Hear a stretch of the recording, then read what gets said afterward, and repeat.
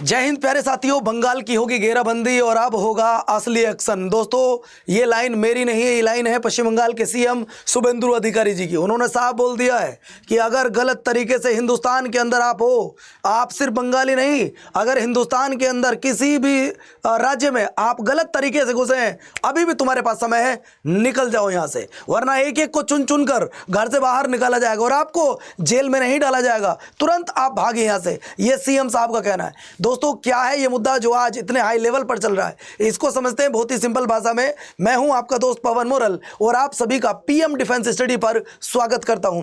दोस्तों आप सभी को जानकारी होगी कि पश्चिम बंगाल में दीदी की सरकार यानी कि टीएमसी की सरकार हटती है और पश्चिम बंगाल में बीजेपी की सरकार आती है। जैसे नए सीएम शुभेंदु अधिकारी बनते हैं, नए डिसीजन लेते हैं। सबसे पहला डिसीजन यह है कि दोनों देशों के बीच में, भारत और बांग्लादेश के बीच में फेंसिंग की जाएगी। जो पहले काम हमारी स्टेट गवर्नमेंट या टीएमसी की सरकार नहीं कर पाई थी, वो काम शुभेंदु अधिकारी जी ने सबसे पहले किया। उन्होंने जमीन मतलब जो जगह है वो सेंट्रल गवर्नमेंट को दे दी है। अब उस पर बीएसएफ क्या करेगी? बीएसएफ फेंसिंग करेगी। लेकिन बांग्लादेश के लोग उधर से पत्थरबाजी करने लगे कि आप जबरदस्ती कब्जा कर रहे हो, ये गलत है, औकात में रहो। 1971 भूलो मत, आजाद कराने में सबसे बड़ा योगदान हमारा था। वैसे तो इस चीज का इतिहास गवाह है कि आप जिसकी जितनी ज्यादा मदद करोगे वही व्यक्ति तुम्हारी उतनी टांग खींचने की कोशिश करेगा। साथियों पश्चिम बंगाल के मुख्यमंत्री शुभेंदु अधिकारी ने भारत छोड़ने के आह्वान के बाद सैकड़ों लोगों ने बांग्लादेश भागने की कोशिश की है। मतलब लोग अब अपना बोरी बिस्तरा पैक कर रहे हैं और भारत से भाग रहे हैं। अभी भी तुम्हारे पास समय है, भारत छोड़ो और यहां से भाग जाओ। अगर आप गलत तरीके से भारत में घुसे हो, आप इलीगल तरीके से भारत में घुसे हो, आपका काम क्या है? जब आप भारत देश के नागरिक नहीं हो, आपका एसआईआर में नाम काट दिया गया है, आपका नाम अब वोटिंग लिस्ट में नहीं है, तो रह के करोगे क्या? आज ना तो आज के दिन तुम्हें भागना पड़ेगा। लेकिन मुख्यमंत्री जी का ऐलान है, साफ भाग जाओ। आपको लग रहा होगा कि पवन सर आप ऐसा क्यों बोल रहे हो? देखिए अगर हम बात करें मालदा, मुर्शिदाबाद और आपका बंगाल का उत्तरी 24 परगना जो डिस्ट्रिक्ट है, यहाँ पे बहुत सारे लोग हैं जो अब कोई अपने बच्चों के साथ, कोई अपना बोरी बिस्तरा सामान पैक कर रहा है। भाई जल्दी भागो, कहीं ऐसा ना हो कि पुलिस पकड़ ले। पुलिस पकड़ के जेल में बंद नहीं करने वाली है, आपके पास टाइम है, भाग जाओ यहाँ से। अब दूसरी बात ये कि जब हम यहाँ से भगा रहे हैं इनको, हम भी डॉक्यूमेंट चेक कर रहे हैं। अगले वाले जहाँ जा रहे हैं यानी कि पश्चिम बंगाल से बांग्लादेश में जा रहे हैं, वहाँ भी तो इनके डॉक्यूमेंट चेक किए जाएंगे। अब जो लोग गलती लीगल तरीके से घुसा हुआ है, अब वो फंस गया। मैं क्या करूँ क्या ना करूँ? दोस्तों हमारे देश में अभी गृह मंत्रालय की तरफ से एक स्टेटमेंट जारी किया जाता है और वो ये जारी है कि केंद्र ने घुसपैठ और अन्य कारणों से होने वाली जनसांख्यिकीय परिवर्तन का अध्ययन करने के लिए एक उच्च स्तरीय कमेटी का गठन किया है। यह प्लानिंग इनकी 2025 से चल रही थी। 15 अगस्त 2025 को प्रधानमंत्री जी ने इसको अप्रूव भी कर दिया था और अब हमारे सुप्रीम कोर्ट के पूर्व जस्टिस न्यायमूर्ति प्रकाश प्रभाकर नोलेकर की अध्यक्षता में एक कमेटी का गठन किया गया है। और गठन करने के बाद यह अमित शाह जी का ट्वीट है और ट्वीट करने के बाद उन्होंने लिखा है अपना @नरेंद्र मोदी जी ने जनसांख्यिकीय परिवर्तन पर उच्च स्तरीय कमेटी की घोषणा की है। यह कमेटी बनाई है। अब इस कमेटी में कौन कौन है?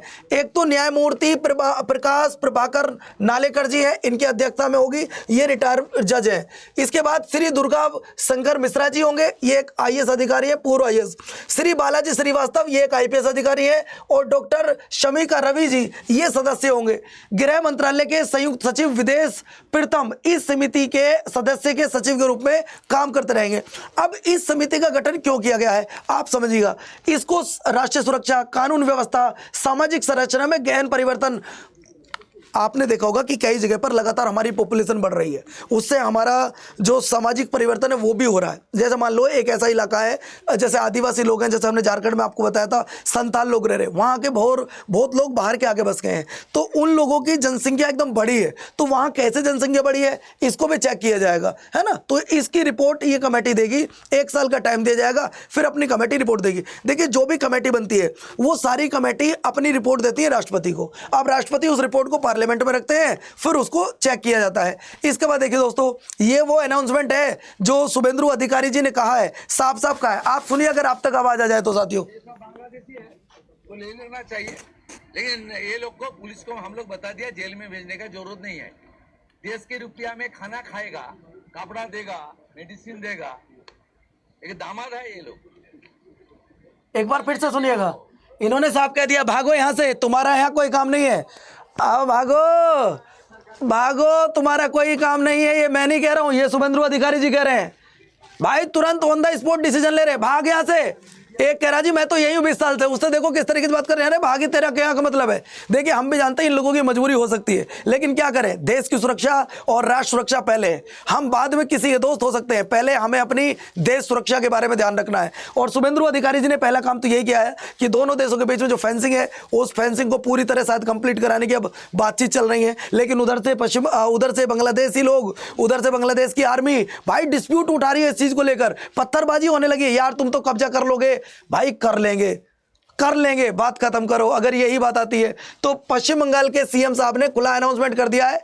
आप चाहो तो इस वीडियो को एक बार फिर से सुन सकते हैं। जो भी मैं सुन के बता रहा हूं, जो भी बांग्लादेशी हैं, हम तुम्हें पकड़ के जेल में नहीं डालेंगे, हम तुम्हें खाना खिलाएगा, हम तुम्हें एक मेडिसिन भी देगा। भागो यहाँ से, तुम रिश्तेदार थोड़ी ना रखते हो। अगर गलत तरीके से भगे हो, वाह जी वाह, सैल्यूट है आपको। अगर आप गलत तरीके से भगे हो तो यहाँ गलत तरीके से आए हो तो तुरंत भाग जाओ। दरअसल में क्या है दोस्तों, अब इनको पकड़ के जो भी लोग गलत तरीके से घुसे यहाँ पे, तो हमने यहाँ कुछ डिटेंशन सेंटर बनाए हुए हैं। पहले उन लोगों से पूछताछ की जाएगी, उनके पास डॉक्यूमेंट है नहीं है वो वेरीफाई किए जाएंगे। ये डिटेंशन सेंटर कहाँ बने, मालदा में बनाया गया है, मुर्शिदाबाद में बनाया गया है। पहले उनके डॉक्यूमेंट यहाँ चेक होंगे कि आप वास्तव में गलत तरीके से घुसे हो या नहीं घुसे हो। आप प्रवासी हो, अवैध प्रवासी हो, चेक किया जाएगा। अगर वो ठीक उनके डॉक्यूमेंट पाए जाते हैं, वो भारत के नागरिक हैं, तो वो अब बच्चों खुद अपने देश में रहेंगे, वो पश्चिम बंगाल में रहेंगे, कोई दिक्कत नहीं है। वैसे इन लोगों को डर इतना सता रहा है, ये खुद करें साहब हमें भेज दो, हम बांग्लादेश के नागरिक हैं। देखिए यहाँ कोई जात और धर्म की बात नहीं की जा रही है, यहाँ पर किसी को स्पेशलाइज नहीं किया जा रहा है। यहाँ पर सबसे पहली बात आती है अपने राष्ट्र की। मैं राष्ट्र हित की बात कर रहा हूं। जो भी हमारे देश में गलत तरीके से घुसा है, अभी भी समय है, वो भारत के किसी भी राज्य में है, चाहे हमारी राजधानी दिल्ली में है, चाहे वो मुंबई में है, उन लोगों को चुपचाप भारत छोड़ के निकल जाना चाहिए। अभी मौका है तुम्हारे पास में। जो भी बांग्लादेश का हो, पाकिस्तान का हो, किसी भी गलत इरादे से अगर वो घुसा है, अरे कोई भी इरादा हो, गलत हो सही हो, हम भाड़ में जाए इरादे, वो सीधे हमारे देश से निकलो, बात खत्म। ना हमसे तुम्हें कल बात करनी है, ना हमसे आप बात कर रहे हैं, बात खत्म। आप निकलो यहां से, हमारे लिए और बहुत है। दोस्तों ऐसे डिटेंशन सेंटर कुछ दिन पहले और बनाए गए थे असम में, जब असम से इन लोगों को बाहर किया गया था। यानी कि ये कोई प्रक्रिया आज की नहीं है, ये प्रक्रिया कोई नई नहीं है। अगर हमारे देश के अंदर गलत तरीके से लोग घुसे हैं, उन्हें बाहर निकालने के लिए हम बार बार प्लानिंग करते रहे हैं और बार बार प्लानिंग करते रहेंगे। देखिए देश की सीमा के अंदर हम अपने राष्ट्र की सुरक्षा करने के लिए जो कदम उठाने हमें उठाएंगे, सीधी सी बात है। अगर आप हमारे गलत तरीके से हमारे देश में घुसे हो, भाग जाओ यहां से, हम तो किसी देश में नहीं जा रहे हैं। इसके बाद दोस्तों मैं आपको बताना चाहूंगा, अब ये लोग खुद कह रहे हैं यार हम तो भारत के नागरिक नहीं है। अब हम दोस्तों मैं आपको एक एग्जाम्पल यहां देना चाहता था लेकिन दे नहीं पा रहा हूं। मैंने एक व्यक्ति से पूछा चुनाव होने से पहले किसे वोट दोगे, दीदी को वोट दूंगी या दीदी को वोट दूंगा, XYZ को भी हो। लेकिन जब चुनाव हो गया और वहां बीजेपी जीत गई, हम बोले किसको वोट दिया, हम तो बीजेपी को वोट दिया है। तो दोस्तों मेरा कहने का मतलब सिर्फ आपसे इतना है साथियों कि लोग बदल जाते हैं बाद में, वो एक अलग बात है। लेकिन जिनका नाम ही काट दिया SIR से, यार उनका नाम ही नहीं है SIR में, अब तुम करोगे क्या देश में रुक के?